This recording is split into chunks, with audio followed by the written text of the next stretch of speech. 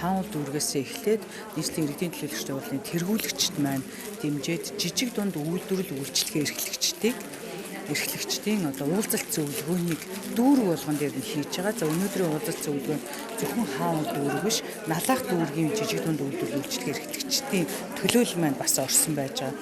За өнөөдрийн уулзалтын бол гол зорилго бол ерөөсөө жижиг дунд үйлдвэрлэл үйлчлэгээ эрхлэгчид энэ ковидын үед хамгийн их өртөж байгаа. Хамгийн их орлого нь багасж байна. Борлуулалт байхгүй, үйлдвэрлэл байхгүй, үйлчлэгээ нь хязгаарлагдмал.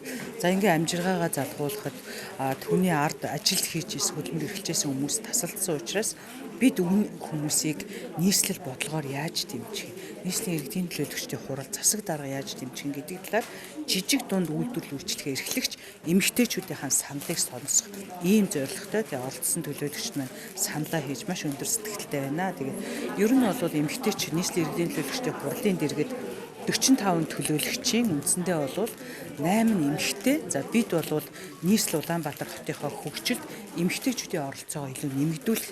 Тэр дундаа жижиг дунд үйлдвэрлэл үйлчлэгээ эрхлэгч эмэгтэйчүүд маань нийслэлийн хөгжилд бас өөрсдийн хувь нэмрээ оруулж өөрсдийнхөө бизнес үйл ажиллагаагаа нийслэлээс яаж дэмжүүлэх юм, дүүрэг маань яаж дэмжих юм гэдэг талаас ингэж хамтарч ажиллаж байгаа.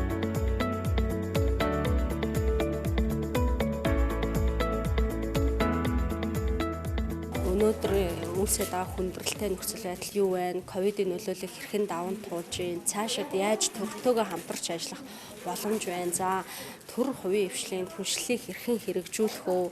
За нийслэлийн хэмжээнд явуулж байгаа жижиг дундын салбарт явуулж байгаа бодлого бололцоо нь юу байна гэдгээ тайлбарлаж танилцуулаад ингээд тэднээсээ санаа бодлыг сонсох хамгийн гол зорилготой. Мэдээж нийслэлийн жижиг дунд үйлдвэр үйлчлэгийг дэмжих тул нийслэлийн өвчтөе үйлдвэрийн газар маш олон боломжийг бас жижиг дунд бизнес эрхлэгчдэд олгож байна. Тэр дундаа хамгийн олонхыг бүрдүүлдэг 70%-ийг бол жижиг дунд үйлдвэр үйлчлэгийн эрхлэгчдийн 70%-ийг эмэгтэйчүүд бүрдүүлдэг. Тийм учраас эмэгтэй бизнес эрхлэгчтэй эмэгтэй жижиг дундынхаа салбарыг хэрхэн дэмжих боломжтой вэ гэдэг талаараа бол дэлгэрэнгүй танилцууллаа. Олон боломж байгаа. Бид нар гадаад хамтын ажиллагаа байна, дотоод хамтын ажиллагаа байна. Зөвшөөрөл батламж процессын үйл ажиллагаануудын дэмжлэгүүдээ ингээд наривчилж ярьж гэх мэт хамтдаа энэ цар тахлын нөлөөнд өртсөн хүндрэлийг даван туулж эдийн засгийн сэргэлтэнд бас өөрсдийнхөө хувийн нэмрийг эдийн засгийн бүтээмжийг өсгөё гэсэн ийм зорилготойгоор өнөөдөр уулзалт болж байна да.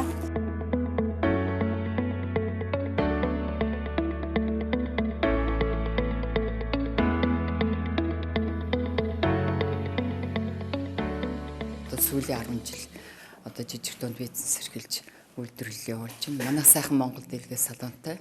Тэгээ үндэсний бүх төрлийн хувцас үйлдвэрлэдэг хүүхдийн болон том хүний дээл арзмаар үйлдвэрлэж байгаа. 5 ажилчинтай. Игчийнх нь санал бол бид нар борлуулалтын асуудал дээр л бас жоохон тулгамдсан асуудлуудын нэг болоод байгаа.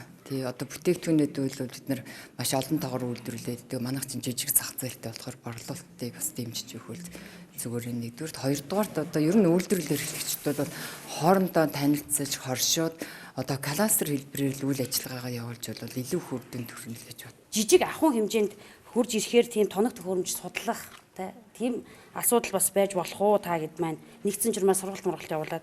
За тэгээ эсвэр технологийн тал дээр гоё сургал мэрэгчлэлтэн сургаж болох уу те? Энэ дээр бас жоохон туслаад өгөөрэй. За тэгээ түүхийн эд материалыг олон улсаас ямар нэгэн газраас улсын чанартайгаар за оюумл бүтээгдэхүүнтэй ядаж гайлын татврын багасгамаар байна. За би өөрөө даавар зардаг болохоор за нэг контейнер бараа $8,000 орж ирж байгаа. Тэр чинь бүр тэгээд яг энд юуг нь авах вэ? Монголд бол яг үйлдвэрээс нь бараа авч чаддаггүй байгаа. Бараа энэ материалыг орж ирэхэд тэр татвар дээр та хэд маань маш сайн анхаарат өгмөр байна. Тэгж манай монголч угсаа даавар үйлдвэрлэдэг барна шүү дээ. Тэгээд ийм